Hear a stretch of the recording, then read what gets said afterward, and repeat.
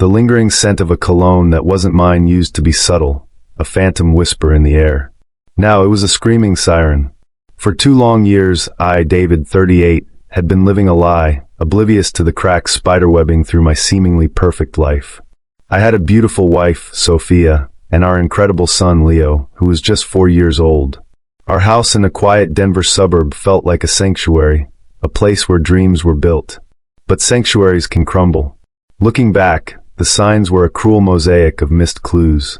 The sudden interest in a new gym she'd never mentioned. The hushed phone calls that ended abruptly when I entered the room. The increasing coldness in her touch, replaced by a forced cheerfulness. I was busy, a devoted dad, working hard as a software engineer, building a life for us. I chalked it up to stress, to the demands of motherhood, to anything but the truth. I was, in hindsight, a fool to believe. The truth, as it often does, arrived with the blunt force of a freight train. It wasn't a sudden discovery, no dramatic movie scene. It was a mundane Saturday afternoon. I found an old, burner phone tucked away in a drawer she rarely used. Curiosity, a serpent in my gut, compelled me to unlock it. The messages, the photos, the explicit conversations spanning 2 years, laid bare a world I never knew existed. His name was Mark, a client she'd met through her interior design business. He was flashy, wealthy, and had apparently offered her an excitement I couldn't. My world, my carefully constructed reality, imploded. 2 years. 2 years of my life, our shared laughter, our quiet evenings, our dreams for Leo's future, all built on a foundation of betrayal. The confrontation was a blur of accusations, tears, and eventually, a cold, hard confession. She admitted it all, her voice devoid of remorse, filled instead with a strange sense of liberation. She loved him, she said. She wanted a bigger life. And then came the gut-wrenching blow. I'm leaving, David. I'm leaving you, and I'm leaving Leo. I need to be free.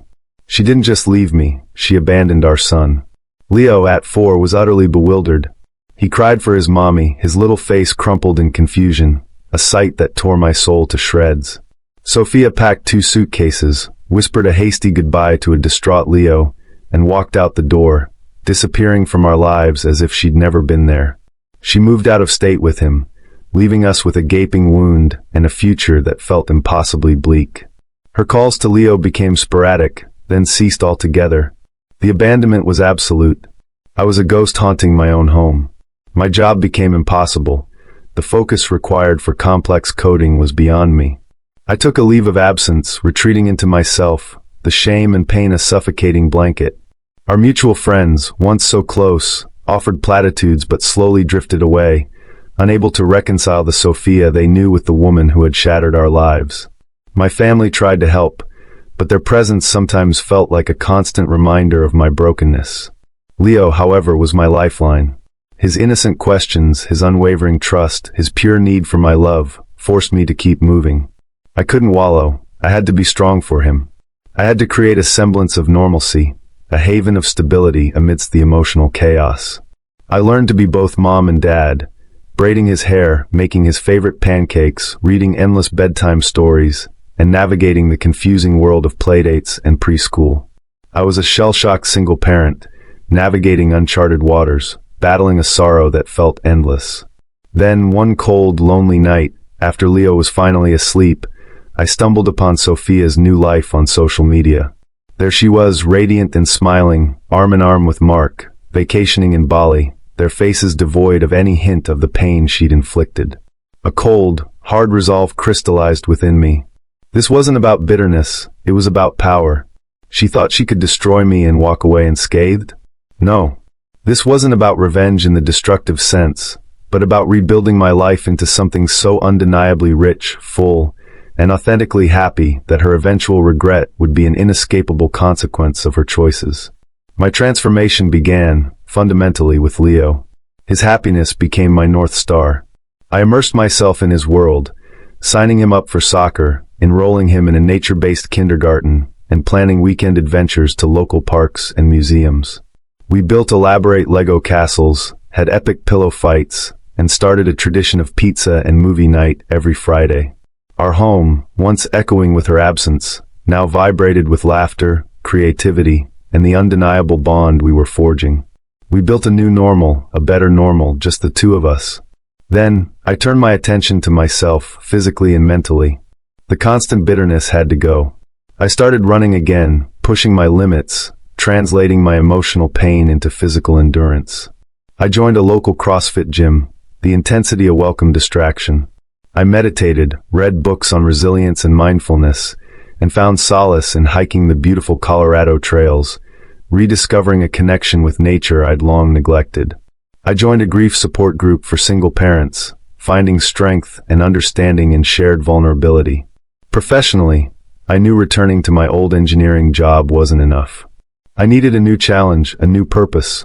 My background in software, combined with my newfound clarity, sparked an idea. I saw a gap in the market for a truly intuitive, user-friendly platform for small businesses to manage their online presence and customer interactions. I poured every spare hour into learning new programming languages, UI/UX design, and digital marketing strategies. It was grueling, solitary work, but I was driven by a vision and fueled by a quiet determination to create something entirely my own. My venture, Nexus Connect, started small, built from our living room.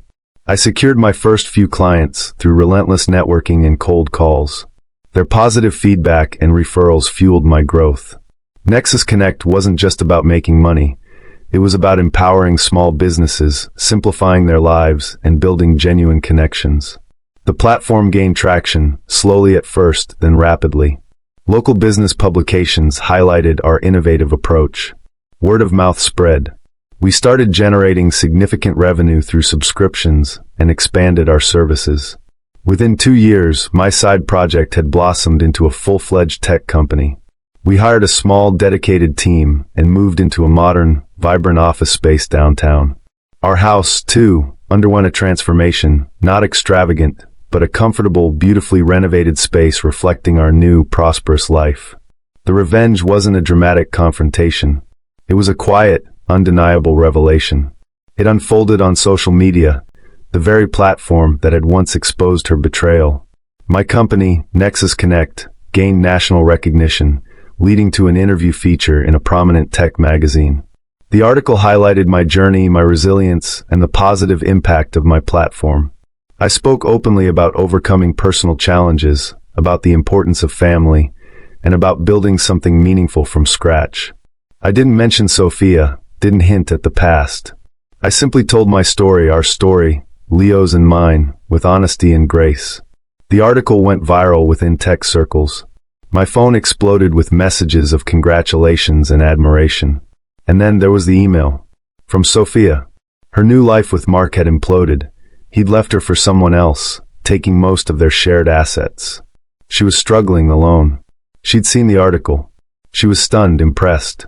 She wanted to reconnect, to explain, to be a part of Leo's life again. I read the email, a faint, almost imperceptible smile touching my lips. There was no anger, no bitterness, just a profound sense of peace. The storm had passed. The man she had cheated on and abandoned, the one she left with a small child, was now stronger, happier, more fulfilled than she could have ever imagined. Leo was thriving, a confident, joyful child, surrounded by an abundance of love and stability. Our home was a sanctuary, not a battleground. I replied, politely, firmly. I acknowledged her email, wished her well, and stated that Leo was happy and well-adjusted. I didn't open the door to a grand reunion, didn't offer a path back into our lives on her terms. The scars were there, a reminder of the past, but they no longer dictated my future. My focus was, and always would be, on Leo and the incredible life we had built together. My greatest revenge wasn't about making her suffer. It was about showing her, without a single vengeful word, what she had irrevocably lost. It was about building a life so full of genuine love, purpose, and unshakable happiness that her regret would be a constant echo of my hard-won triumph. And as I watched Leo ride his bicycle down our tree-lined street, his laughter echoing in the evening air, I knew I had won. She cheated on me for 2 years and left me with our child. But what happened next? I healed, I rebuilt, and I became the man I was always meant to be, a devoted, resilient father and a successful, self-made entrepreneur. And that, in itself, was the sweetest victory of all.